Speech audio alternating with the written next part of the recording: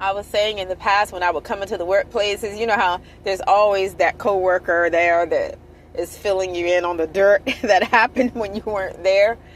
And I gotta tell you, there is some dysfunctional stuff going on. I don't think anything surprises anybody nowadays, but y'all, I would say I'll put it like this. Because I don't like to share too much about my life, but I've been in workplaces where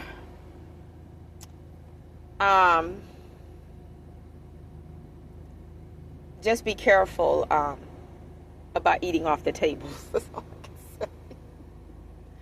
And to look at the environment, you wouldn't even think it was that type of environment. And even I've worked even at places where people should be careful about their children eating off of certain tables, because after hours, you don't know whose stripper's butt has been on it. And I'm going to leave it at that. I told you guys I got stories for days. Stories for days.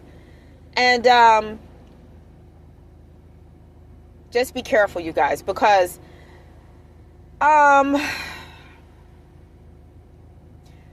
try the spirits by the spirits in these last days. A lot of people that are not spiritual, they don't even understand that.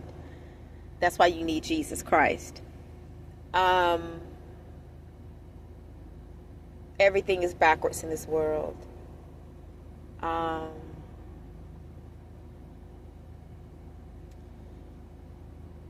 I would think it's very difficult for some people to maintain a persona, or whatever, not persona, but a image. No, that's not the word either, but just maintain your professionalism amidst a barbaric environment that's very snakish. Because see, one thing about the enemy's moves, he's snakish. He's not going to be obvious. It's the same way like when he was in the Garden of Eden. He wasn't an obvious beast. He was the most thin beast in the field. You know, he was a snake. He was not the elephant. He was a snake. He was not the camel. He was a snake. He was not the lion. He was a snake. He spoke to Eve through a snake. A snake is thin. You wouldn't even notice it. They're quiet. They slither. And that's what you have out here in the world today. You have a bunch of slitherers. I guess that's the word. I don't know. I might have made that up, you guys, but you catch my drift, I guess. It's like, this word is so toxic. And just be careful, you guys, and just maintain your professionalism. And I would say keep your lives as private as possible. I would say, like I can't emphasize enough, I would keep my personal life, and my business life. And when people approach you and start asking you questions, that should be a red flag, because they've previously been around a group of people that probably don't like you, probably are envious of you, and they've all been questioning about you and so forth and so on, you know. And my answer to them would be, you keep your life private, you know. And especially in the workplaces, I would advise you to keep your lives private. If you and your spouse have a spat, I wouldn't let anybody in the workplace know about it. If you were getting a divorce, I wouldn't let anybody in the workplace know about it.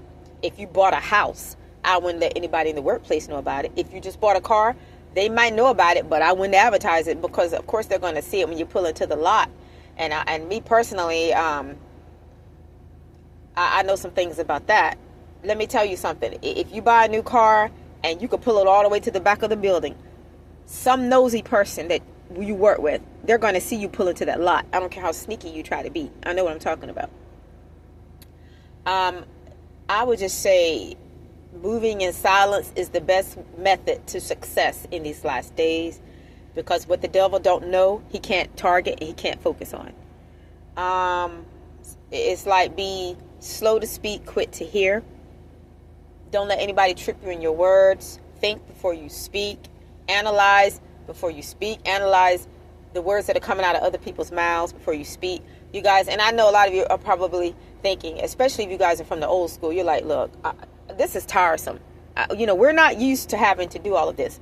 You may not be, and if that's your point, you may not be used to doing this, but it's what you have to do to survive in today's world.